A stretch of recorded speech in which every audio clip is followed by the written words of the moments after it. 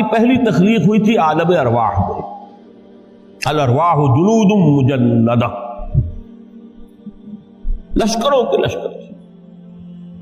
آدم سے لے کر آخری انسان جو دنیا میں پیدا ہوگا قیامت تک، سب کی ارواح عالم ارواح میں پیدا کر دی گئی.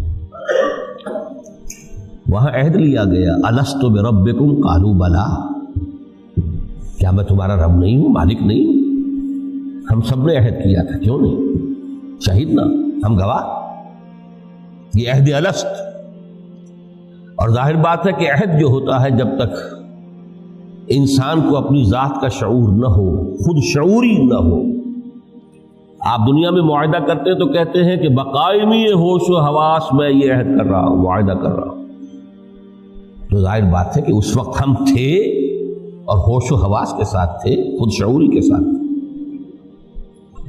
لیکن صرف ارواح کی جسد نہیں تھی.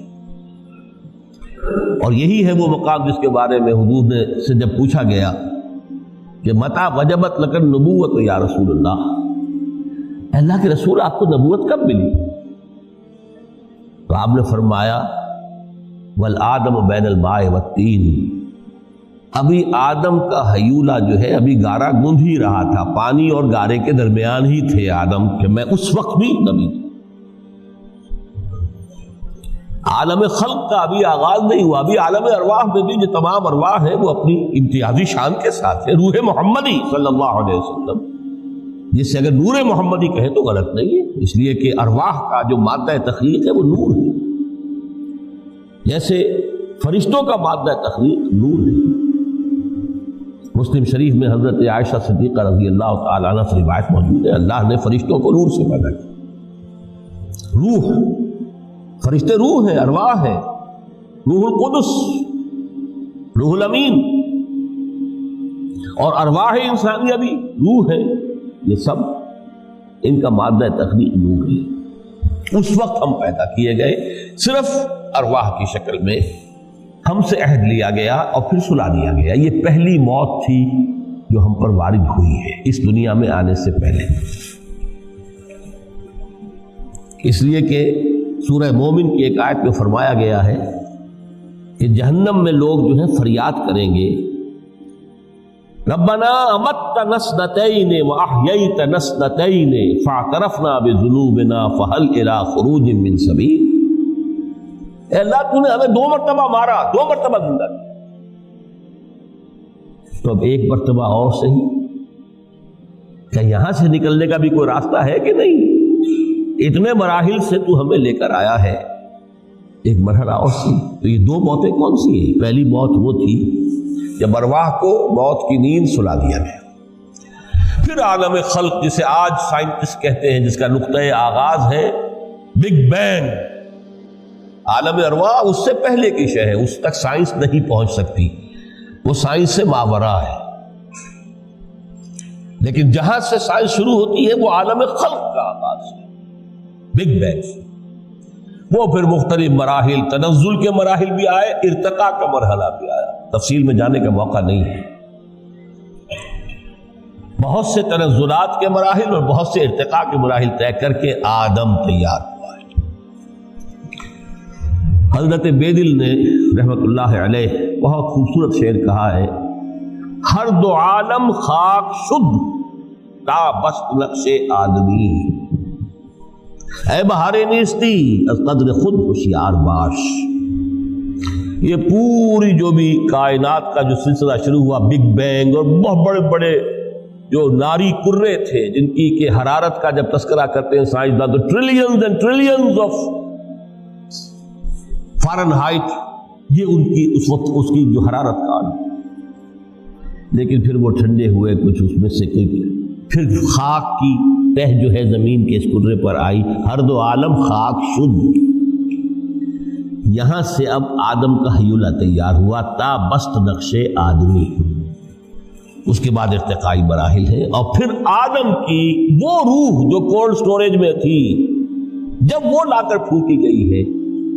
جسد آدم جو ہے وہ مسجود نہیں تھا، مسجود تو تب بنا ہے جبکہ اس میں روح آدم کو لا کر پھونک دی گئی. فَإِذَا سَوَّيْتُهُ وَنَفَخْتُ فِيهِ مِن رُّوحِي فَقَعُوا لَهُ سَاجِدِينَ. یہاں سے حیات دنیاوی کا آغاز ہو گیا. پھر وہ سلسلہ تناسل ہے. آدم و حوا کی نسل میں سے ہر بچہ 4 ماہ کے بعد جب اس کا ایک حیولہ رحم مادر میں تیار ہو جاتا ہے. حدیث ہے متفق علیہ عبداللہ ابن مسعود سے رضی اللہ تعالی عنہ، اور جس کے اندر آغاز میں وہ کہتے ہیں کہ حضور نے ہمیں یہ بتایا وَهُوَ الصادق المصدوق. دیکھنا تم کہیں شک میں نہ پڑ جانا. محمد کون ہے؟ الصادق المصدوق، جو سچے ہیں، جن کی سچائی کی اللہ گواہی دیتا ہے.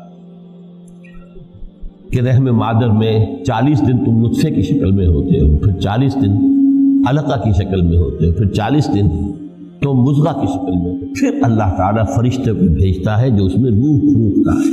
وہی عمل جو آدم کے جسد حیولہ کے ساتھ ہوا تھا، ہر ابن آدم اور بنت آدم کے لیے وہی عمل ہے کہ جو رحم مادر میں 4 مہینے کے بعد دہرایا جاتا ہے. یہاں سے حیات دنیاوی شروع ہوئی. پھر موت، یہ دوسری موت ہے. اب پہلی موت تو وہ تھی، لیکن دوسری موت یہاں سیپریشن ہو جائے گی. جو زمین سے آیا تھا تخلیقی مادہ، وہ جسم میں گیا، جس میں زمین میں گیا، گل سڑ کر ختم ہوا. جو وہاں سے روح آئی تھی وہ اس زمینی وجود کا جو لب لباب ہے، جان، نفس، اس کو لے کر اپنے ساتھ، اور وہ جائے گی عالم بالا. پھر یہ ایک وقفہ ہے. پھر بعث بعد الموت ہے. تو احیاء بھی 2 ہو گئے. ایک مرتبہ پہلی موت کے بعد زندہ کیا اس عالم میں، آنکھ کھلی اس عالم میں ہماری، یہ پہلا احیاء تھا. کیف تکفرون باللہ وکنتم امواتا فاحیاکم ثم یمیتکم ثم یحییکم ثم الیہ ترجعون. دوسرا احیاء وہ ہوگا قیامت کے دن، بعث بعد الموت. اور پھر اس کے بعد وہ زندگی ابدی زندگی ہے، ہمیشہ کی. یہ تصور سامنے رکھیے. تو یہ جو تھوڑا سا وقفہ، یہ تو زندگی بہت طویل ہے. تو اسے پیمانہ موز و فردا سے نہ ناپ، جاویداں پہم دواں ہر دم جواں ہے. اس میں یہ وقفہ جو ہے، خلق الموت والحیات لیبلوکم ایکم احسن عملا، یہ اس جسد کے ساتھ اس روح کا اتصال، اور یہ 30 40 50 60 70 80 100 برس کی عمر، یہ ایک وقفہ ہے. یہ امتحانی وقفہ ہے. تمہیں جانچا جا رہا ہے، پرکھا جا رہا ہے. ایکم احسن عملا، اس کو بھی اقبال نے اسی نظم میں خوب بیان کیا ہے کہ قلزم ہستی سے تو ابھرا ہے مانند حباب، اس نیا خانے میں تیرا ستا اٹھ کے کوئی نہیں خوش ہوتا،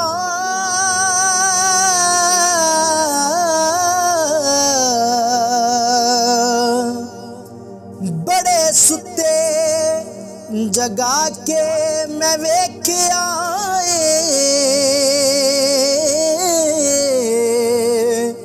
اوے کتے جیا نہیں کوئی وفادار ڈٹھا، تے ٹکر سکا بھی پا کے